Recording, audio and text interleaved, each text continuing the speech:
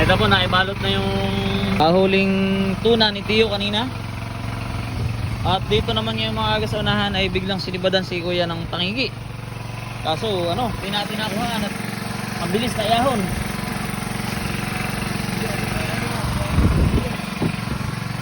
Ayan mga aga, ganyan po siya kalaki.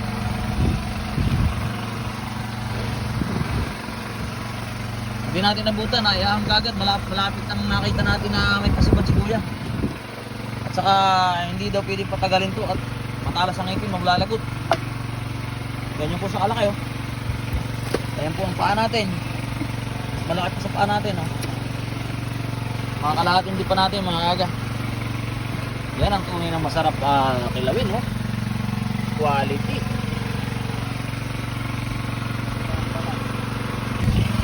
Ano yan? Tangigi din. Umaga may pasibad na tangigi dito sa likodan. Uy. Ano wala? Ano wala? Sayang. Lagot. Sayang umaga. Lagot ng tangigi. Lagot.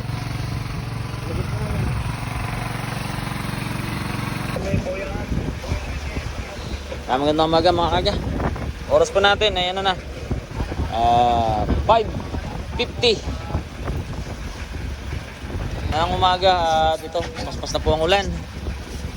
Bali kami po ay bumitaw na sa payaw na aming tinatalian. Ayun po, isang peraso lang nahuli yung kay Tio, tapos isang tangigi ni Kuya Joseph. Yung kay Kuya Jigs nakawala yung tanigi niya. At ngayon mga aga, bali hintay lang natin si Pinsang Makmak, taga Bunglew, at magpapadala daw ng isda sa atin. At tapos ay tayo pauwi na rin po. Wala na po tayong yelo.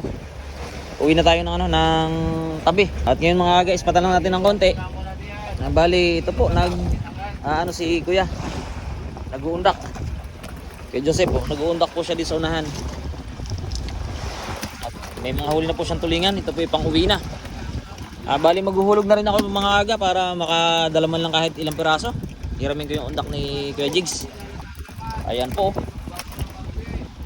Papaulan na si Kuya Jigs, si Kuya Joseph siguro paulan na rin tayo. Para may madala man lang tayo kahit pang pang ulam-ulam konti. Yan, tumitira na rin ng undak si EJ. Kuya Jigs, naghanap undak mo. 13, param ako. Papaulan na ako. Yan mga aga, hanggang dito na lang muna ating video at yun lang po update natin. At mamaya tayo ay magbabiyahe na pa uwi. Magandang umaga po muli at maraming salamat. Yo, what's up mga aga, magandang hapon po. Tayo nandito na sa malapit sa tabi. Hindi tayo nakapag-update mga aga sa video habang tayo nagbabiyahe. Dahil lobat-lobat na po tayo.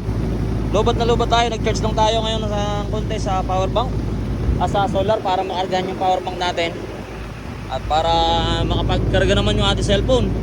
Dahil wala akong adapter ng mula sa solar papunta dito sa cellphone. Ano yung nakalutan ko eh.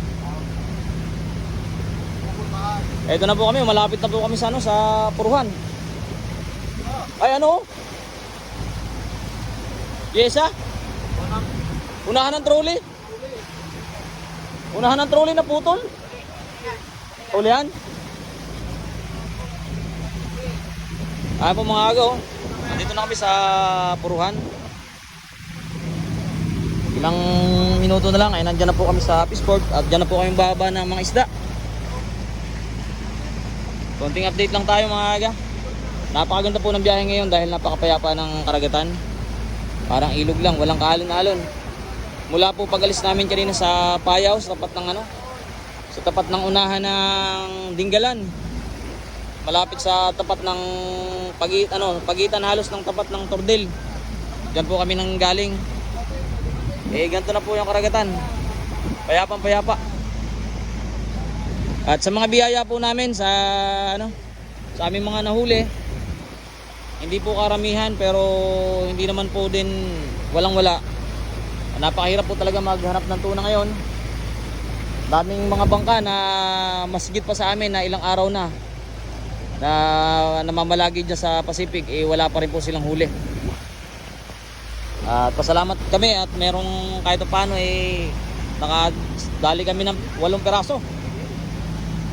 Andyan po yan sa big box at abangan nyo na lang po mga aga ang ating i-upload ng mga video tungkol sa ating panguhuli ng tuna dyan sa dagat Pasipiko.